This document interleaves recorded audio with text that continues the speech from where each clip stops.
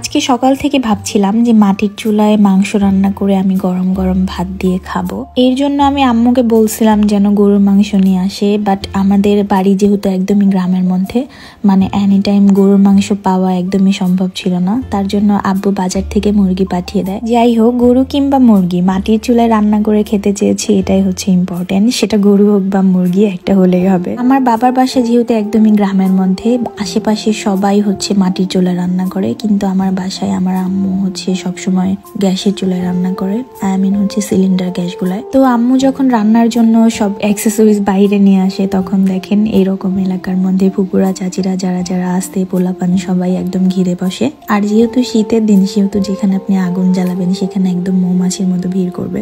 আমি মাটির চুলায় রান্না করে সেরকম অভ্যস্ত না, বাট ছোটবেলায় করেছি টুকিটাকি, আম্মুকে একটু হেল্প করেছি। সেই ইয়াতেই আমি আর কি রান্না করছিলাম। আম্মু সবকিছু রেডি করে দিচ্ছিল, আমি জাস্ট বসে একটু চুলায় জাল দিচ্ছিলাম এন্ড একটু নাড়াচাড়া করতেছিলাম। এই তো আমি কিন্তু ঘুমাইছিলাম। আম্মু তো ডাকতেছে আমার ঘুম থেকে যে উঠ তোর আব্বু মুরগি পাঠাই দিছে, উঠে নাকি রান্না করবি, রান্না কর। তাইলে আমি চুলা জ্বালাইতেছি, সব রেডি করতেছি, তুই আয়।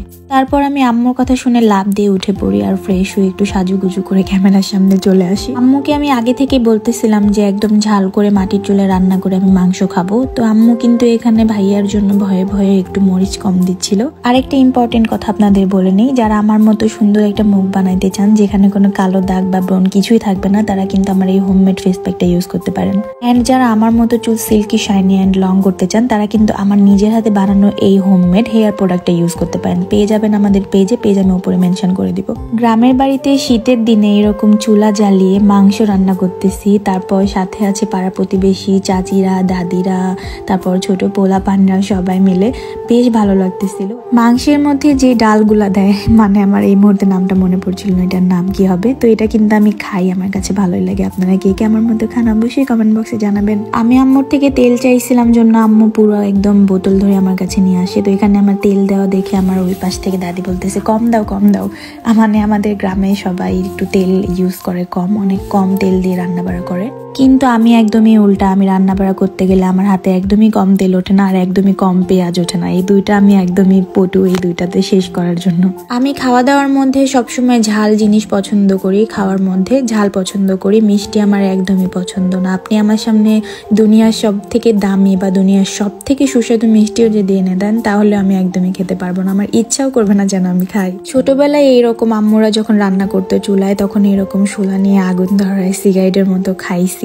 জানি শুধু আমি না, এই মুহূর্তে আমার ভিডিও যে আপু এবং ভাইয়ারা দেখছেন, তারা অবশ্যই এরকম দুষ্টুমি ফাজলামি করেছেন ছোটবেলায়। তো তারা অবশ্যই কমেন্ট বক্সে কমেন্ট করে জানাবেন। তো যাই হোক, এখানে আমি একটু সুন্দর করে সাজুগুজু করে আপনাদের ক্যামেরার সামনে একটু নাড়াচাড়া করতেছিলাম, রান্না বাড়া করতেছিলাম। তো এখানে নতুন আলু কেটে রাখছিল আমার ভাইয়া, আলু খেতে অনেক বেশি পছন্দ করে, তাই যে কোনো মাংসতে আলু একদম দিতে হবে মাস্ট। যেহেতু নতুন আলু আমি আগেই দেই না, ভাবি বলতেছিল আগেই দিও না, আলু এমনিতেই গলে যাবে, তুমি পরে দাও, মাংসটা আগে একটু কষায় নাও। তো এখানে আম্মু মশলা দিয়ে দিচ্ছিল, মানে রেডি করে রেখেছিল। পেঁয়াজ একটু বাদামি কালার করে বেরেস্তা করে নিয়ে তারপর সেখানে বাটা মশলাগুলা দিয়ে দিই, এন্ড দেন লবঙ্গ, তারপর হচ্ছে গরম মশলা, ওই যে ওই ডালপালাগুলো এন্ড তেজপাতা দিয়ে দিই। এখানে মজা করতেছিলাম, বাসায় তেজপাতা ছিল না, আম্মু বলতেছিল, পরে একটা জামের পাতা ছিঁড়ে নিয়ে বলতেছিলাম তাহলে এটাই দিয়ে দেয়। শীতের একটা সুন্দর বিকেল, আর এরকম খোলা উঠানে খোলা আকাশের নিচে বসে এরকম রান্না করতে অনেক বেশি ভালো লাগতেছিল আমার, যা বলার বাহিরে। মশলা কিছুক্ষণ কষানোর পরে যখন তেল উপরে উঠে আসে, তখন আম্মু মাংস দিয়ে দেয়। তারপর আমি কিছুক্ষণ মাংস নাড়াচাড়া করে ঢাকনা দিয়ে ঢেকে দেই। আমি কিন্তু প্রায় সময়ই একটা কথা বলি, এই ছোট্ট একটা জীবন, এই ছোট্ট একটা জীবনে আপনি যাই করেন না কেন মনোযোগ দিয়ে করবেন, এবং সেই কাজটা ভালোবাসা দিয়ে করবেন, দেখবেন সেই কাজটার প্রতি আর কোনো অনীহা আসবে না আপনাদের। যেহেতু আজান হওয়ার পর থেকে আমার মাজার অনেক ব্যথা, আমি তো বসেই থাকতে পারতেছিলাম না। পরে আমি উঠে এসে চেয়ারের উপর পা তুলে দিয়ে বসি, আর আম্মু ওইদিকে নাড়াচাড়া করতেছিল, আম্মু বাকি কাজ করতেছিল। এদিকে আমার পাড়া প্রতিবেশী ফুবু হচ্ছে পিঠার জন্য ওই গোলা গোলাইতেছিল, ওইটা দিয়ে তেলের পিঠা ভাজবে আম্মু। আর এইদিকে তো আমার রূপের আগুনে নিজেই পুরো ছাই হয়ে যাইতেছি, মজা করলাম। ভিডিও শুরুতে আমি আগেই বলেছিলাম, আম্মু যদি কখনো এরকম বাইরে রান্না করতে শুরু করে, তাহলে এলাকায় সবাই চলে আসে দেখতে যে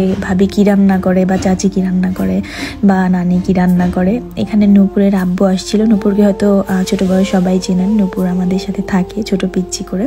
এদিকে আমি আমার ভাইয়ের মেয়ের সাথে একটু দুষ্টামি করতেছিলাম। আচ্ছা, আজকে আপনারা আমাকে একটা প্রশ্নের জবাব দিবেন, ছোট বাচ্চারা সবসময় বড় বড় স্যান্ডেল কেন পরে? ওরা ছোট স্যান্ডেল থাকতে ওরা চুজ করবে বড় বড় স্যান্ডেল। যাই হোক, আম্মুর মুরগি রান্না অলরেডি কমপ্লিট। আমি একটু চেখে দেখতেছিলাম, খুবই মজা হয়েছে। আর এদিকে তো আমার আজান বাবাটা এতক্ষণ ঘুমাচ্ছিল, এখন ওর ঘুম ভেঙে গেছে, ওই সে মায়ের কোলে বসে আছে। বসে থাকতে থাকতে ফুবু আর আম্মু মিলে গরম গরম তেলের পিঠা বানাচ্ছিল, আর আমি একটু খাচ্ছিলাম একদম মোচমোচা করে। আমি আম্মুকে বলতেছিলাম এরকম আমারটা মুচমুচে পুরা পুরা করে ভেজে দাও, এটা খাইতে অনেক বেশি মজা লাগে আমার কাছে। আমি আর আজানবাবু চেয়ারের উপরে পা তুলে দিয়ে বসে বসে খাচ্ছিলাম। আমি হচ্ছে পিঠার চারপাশে টুকু খেয়ে এরকম মাঝখানে সাদা অংশ ফেলে দিই। আমার মতো কি কি করেন কমেন্ট বক্সে জানাবেন অবশ্যই। রান্না বাড়ার পর্ব শেষ, খাওয়া দাওয়ার পর্ব শেষ। এখানে একটু আগুন ছিল, তো আমরা সবাই মিলে আগুন তাপাচ্ছিলাম। যাই হোক, আজকের ভিডিওটা কিন্তু এই পর্যন্ত শেষ করতে চলেছি। দেখা হবে অন্য কোনো ভিডিওতে। সবাই ভালো থাকবেন, সুস্থ থাকবেন। আল্লাহ হাফেজ।